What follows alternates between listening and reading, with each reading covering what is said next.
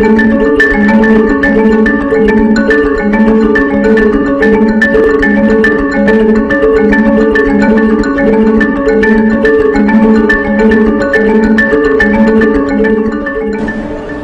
যদি আমাদেরকে কোনো রকম ইনফরমেশন না দেন তাহলে আমরা কিভাবে সাহায্য করবো আপনাকে বলেন? প্লিজ একটু মনটাকে শক্ত করে পুরো ঘটনাটাকে আমাদেরকে খুলে বলুন।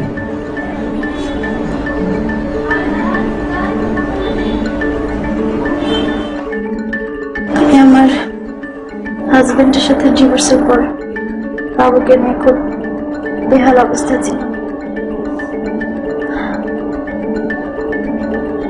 এরপর আমি চলে যাই আমার বোনের বাসায়। সেখানে গিয়ে আমি স্বাভাবিক হতে পারিনি। সারাক্ষণ একটা অস্থিরতা কাজ করতো আমার মাঝে। এরপর ইন্টারনেটে পরিচয় হয় সাইফের সাথে। তোমার অনেক কিছুই না আমি বুঝি না। না বোঝার কি আছে? এই যে কখনো খুব ফ্রেশ মুডে গল্প করো, আবার কখনো একেবারে বোবা হয়ে যাও।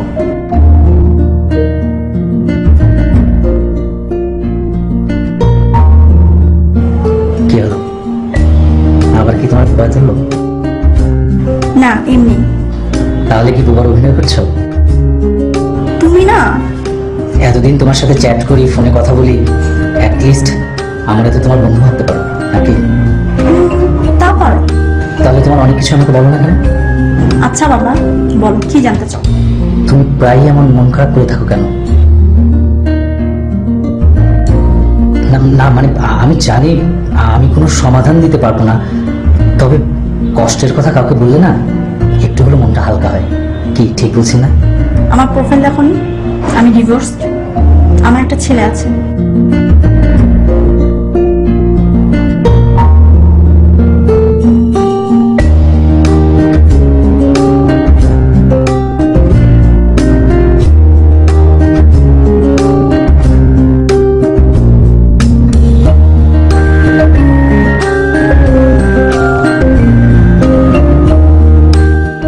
সজীবের সাথে বিবাহ বিচ্ছেদের পরে বেলা বোনের বাসায় ফিরে আসে। ছেলেকে দেখভাল করা ছাড়া বেশিরভাগ সময় নিঃসঙ্গ কাটতে থাকে। নিঃসঙ্গতা সঙ্গ চায়, যে কারণে সামাজিক নেটওয়ার্কের মাধ্যমে পরিচয় হয় তার সাইফের সাথে। ভালো লাগে, কথা হয়, কথা আগাতে থাকে। সজীবের সাথে যোগাযোগ কিন্তু একেবারে বন্ধ হয়ে যায়নি। সজীব নিয়মিত যোগাযোগ করছে, তবে সেটা বেলাকে ফিরে পাওয়ার জন্য নয়। সজীব তার সন্তানকে ফিরে পেতে চায়।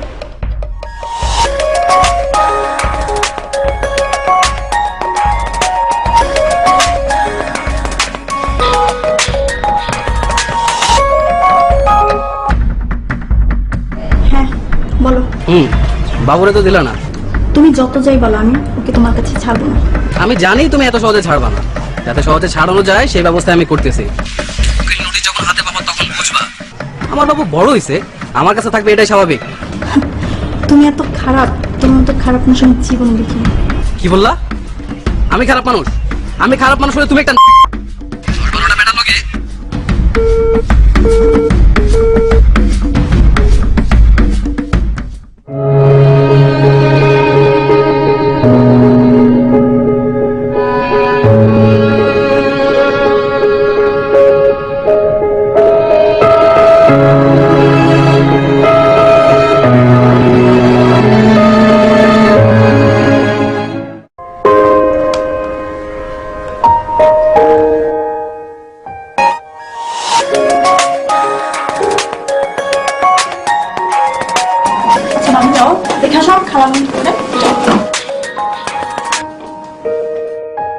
হ্যালো। কি খুব ব্যস্ত নাকি? না, বলো। আচ্ছা, আমি তোমার সাথে দেখা করতে চাই, দেখা করতে পারবা? দেখা করে কি লাভ বলো? এই তো ভালোই আছে। দিলে তো মনটা খারাপ করে। আচ্ছা সরি বাবা, বলো। আচ্ছা কাল তোমার সময় হবে? কাল? আচ্ছা সময় দিয়ে কি হবে, আমরা তো দেখাই করছি না, তাই না? আচ্ছা না দেখা করতে পারলে দরকার নেই। আচ্ছা ওকে বাবা, ঠিক আছে, কিন্তু আমার কাছ থেকে বেশি কিছু আশা করো না, ঠিক আছে? কেন?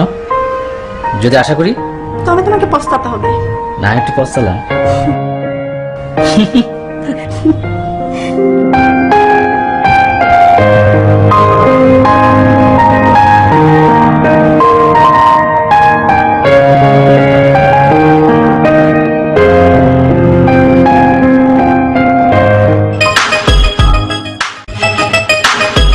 সাইফ আর বেলার সম্পর্ক এখন শুধুমাত্র ফেসবুকের আধা চেনা বন্ধুত্বের জায়গাতে নেই। তাদের দুজনের মধ্যে কথাবার্তা বেড়েছে, ফোনে কথা হচ্ছে, ফেসবুকে চ্যাট হচ্ছে, দুজন সম্পর্কে আরো বেশি জানতে পারছে, বিশ্বাসও বাড়ছে। এক পর্যায়ে সাইফ দেখা করার প্রস্তাব দেয়। বেলা খুব বেশি আগ্রহী ছিল না, এভাবে তো ভালো ছিল, চলছিল ভালোই। তারপরে মূলত সাইফের আগ্রহেই দুজন দেখা করার সিদ্ধান্ত নেয়, যদিও দুজনেই জানে তাদের উভয়ের কাছ থেকে তেমন কিছু পাবার নেই। কিন্তু আসলে কি কোনো প্রত্যাশার জায়গা নেই?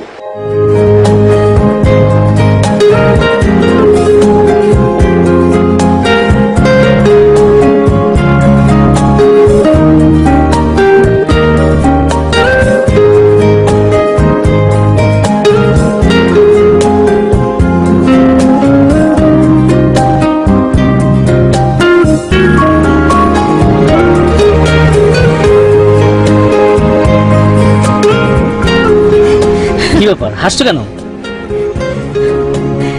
না কিছু না। আরে আশ্চর্য। না মানে ফোনে না তোমার কণ্ঠ শুনে তোমাকে না অনেক বাচ্চা বাচ্চা লাগে, মনে হয় তুমি অনেক ছোট। কি তাই? হ্যাঁ। এখন কেমন লাগছে? কেমন আমার যেমন আছো তেমন। আচ্ছা, বাবু কোথায়? বাবু স্কুলে। স্কুলে? হ্যাঁ। আচ্ছা বেলা, তোমাকে একটা প্রশ্ন করবো। প্রশ্ন? করো। ধরো মানে মানে এমন কি হতে পারে না যে তুমি আমরা সবসময় পাশাপাশি কাছাকাছি থাকতে পারবো? মানে হতে পারে না এমন? হ্যাঁ, কিন্তু এটা যদি প্রেম সংক্রান্ত হয় তাহলে না। কেন? সমস্যা কোথায়? আচ্ছা সাইফ, তুমি আমার সম্পর্কে সবকিছু জানো তাই না? আর তাছাড়া আমার একটা ছেলে আছে, আর আমি চাই না ওর ভবিষ্যৎটা নষ্ট হোক। আচ্ছা তুমি এইভাবে বলছো কেন? আমি কিন্তু বাবুকে ছাড়া তোমাকে কখনো চিন্তা করিনি, আর ওর প্রতি আমার একটা দায়িত্ব কাজ করে। সাইফ, এখন যা বলছো তুমি এগুলো সব তোমার আবেগ, ঠিক আছে? তুমি যখন বাস্তবের মুখোমুখি হবে না, তখন আর তোমার এসব কিচ্ছু মনে থাকবে না। বেলা, তুমি বিশ্বাস করবে কিনা জানি না, আমি তোমার কখনো কোনো অসম্মান হতে দেবো না, বাবুরও কোনো কষ্ট হবে না। প্লিজ তুমি একটাবার আমাকে একটা সুযোগ দাও, প্লিজ একটা সুযোগ, প্লিজ।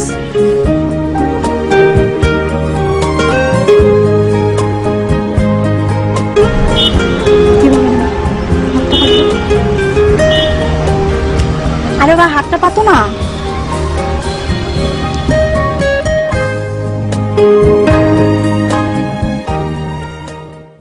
Three, 4, 5, 6. লেখো।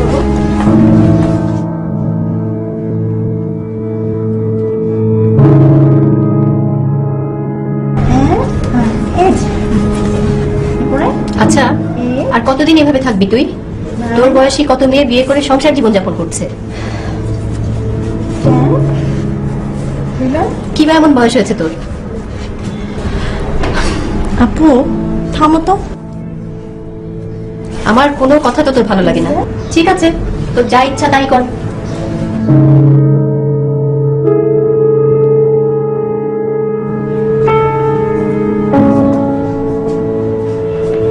আচ্ছা, এটা কার বাসা? ধরে নাও এটা আমার বাসা। ধরে নাও মানে? মানে এটা আমার একটা বন্ধুর বাসা, তবে তুমি আমার বাসাও বলতে পারো। আচ্ছা।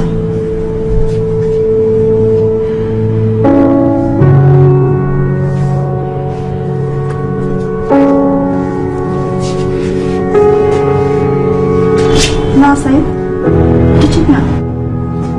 কেন? তুমি আমাকে এখন আপন ভাবতে পারছো না? আসলে তা না, আসলে এত দ্রুত এসব করা ঠিক না।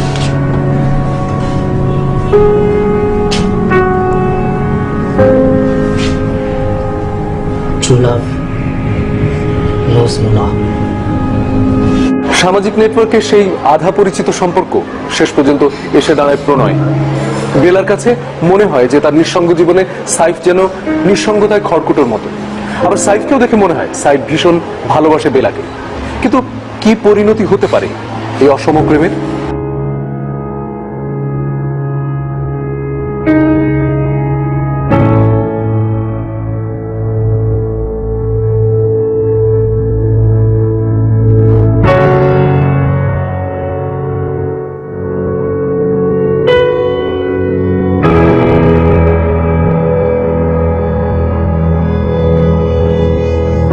একদিকে সাইফের সাথে অসম প্রণয়, অন্যদিকে সন্তানের ভবিষ্যৎ।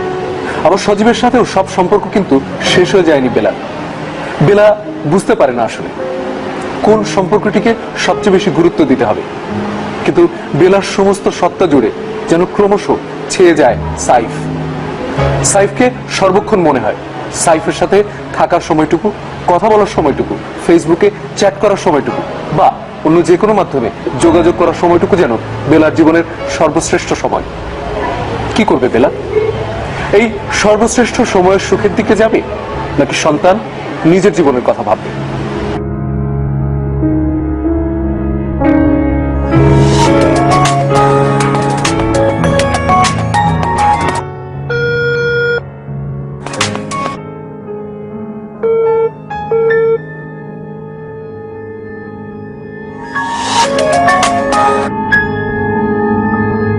কে কার লগে তুমি কি এসব বলার জন্য ফোন দিছো? আরে চেতো কেন, তুই কখন কি করো কার সাথে খবরে কিন্তু আমি রাখি। তোমার কথা শেষ, ফোন রাখো। আরে আরে রাখো রাখো রাখো, এত অস্থির হচ্ছ কেন? আসল কথাটাই তো বলা হয় নাই। কি বলো? আমার ছেলে তোমার কাছে থাকলে মানুষ হইব না, আর আমার ছেলের পড়ালেখা চালানোর মতো খরচ তোমার আর তোমার গোষ্ঠীর একদমই নাই। ভালোই আমার ছেলেরে আমার কাছে ফেরত দিয়ে দাও, নয়তো তোমারে আর তোমার জেলের ভাত খাওয়াবো। তোমার এমন কেউ নাই যে আমার হাত থেকে তোমারে বাঁচাইবো। আমি ছেলেকে দিব না, তুমি যা পারো তাই করো।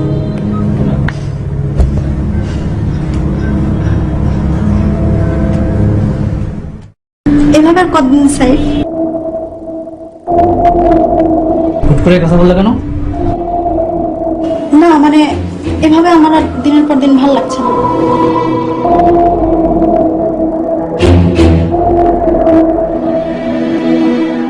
আমি যদি তোমাকে নিয়ে ঘর ভাবতে চাই সেটা কি খুব অন্যায় হবে? তুমি হুট করে কথা বললে কেন? সাইফ, এটা আমার প্রশ্নের জবাব না। বেলা, মানে তুমি বুঝতে পারছো না, মানে আমি তো এই অবস্থায় তোমাকে বিয়ে করতে পারছি না। মানে বিয়েটা তো ছেলে খেলা না। তুমি বললে আর হুট করে করে ফেললাম, ব্যাপারটা তো মানে বেলা, বোঝার চেষ্টা করো। আরে তুমি চিন্তা করে আমাকে জানিও, আমি আর এই সম্পর্ক চাই না।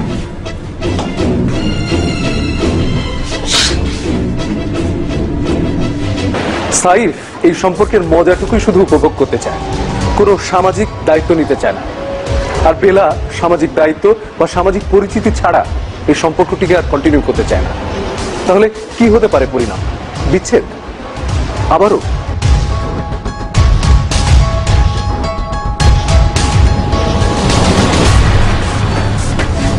কিরে, কি হলো তোর? না কিছু না। আমাকে বল। বললাম তো কিছু না। ও, ঠিক আছে, চল খাবি, চল, এখন বলতে হবে না। না আমি খাবো না। আহা চল তো, আয়। আমি যাবো না, তুমি যাও থাকবো প্লিজ। আচ্ছা ঠিক আছে, খাওয়া দাওয়া তো করবি। না আমার কিছু ভালো লাগছে না প্লিজ। তেমন করে মন খারাপ করে বসে থাকলে হবে বল? আমারও তো খারাপ লাগে। প্লিজ তুমি যাও, আমি খাবো না, তুমি যাও। আমার একটু একা থাকতে দাও প্লিজ। আচ্ছা বেলা, আমি তোমাকে বলছি যে আমি তোমাকে বিয়ে করবো না। বলে এখন বিয়ে করতে সমস্যা কোথায়? তুমি তো ভালো চাকরি করো। আচ্ছা বাবা, এটা নিয়ে আমরা সামনাসামনি কথা বলবো, একটা ডিসিশন আমরা নেবো। কিন্তু তুমি যে দিনের পর দিন আমার সাথে কথা বলছো না, এটা কি ঠিক করছো? তবে তোমার ব্যাচেলার ফ্ল্যাট। আচ্ছা তাহলে কোথায় যাবা? তাহলে বাইরে কোথাও। আচ্ছা এই সমস্ত আলোচনা কি বাইরে করা ঠিক হবে? না সাইফ, আমি আর তোমার ব্যাচেলার ফ্ল্যাটে যাবো। আচ্ছা আচ্ছা, আরে একবার, আমি আর বলবো না। তুমি জাস্ট একবার লাস্ট প্রমিস, আমি আর বলবো না। লাস্ট একবার এসো, আমি আর তোমাকে আসতে বলবো। আচ্ছা ঠিক আছে, তবে আমাকে কিন্তু অন্য কিছু করতে বাধ্য করবে না। ও আচ্ছা ঠিক আছে, বলবো না। হলো? খুশি? প্রমিস? Promise promise.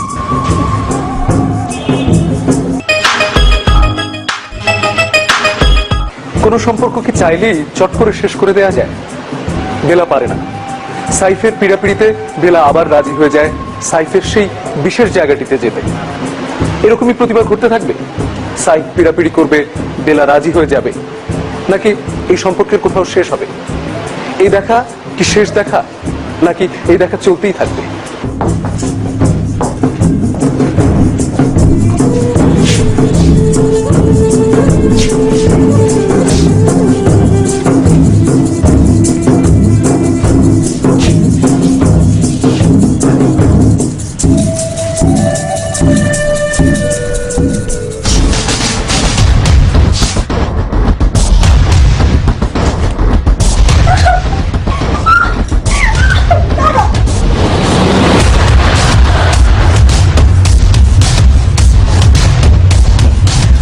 গিলছোস, এবার যতবার টান দিমু ততবার